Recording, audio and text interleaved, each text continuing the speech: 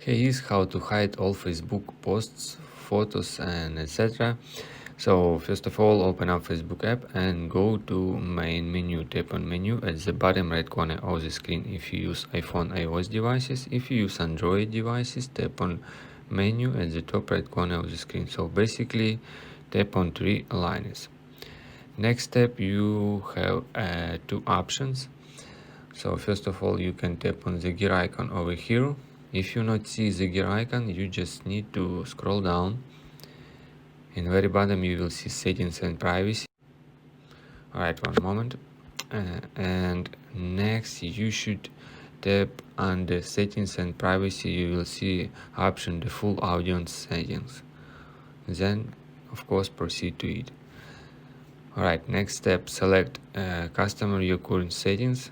You should select this specific option. Just tap on it and then tap on next. And you will see a bunch of different options that you can change. You can select who can see your future posts. So tap on it and select only me.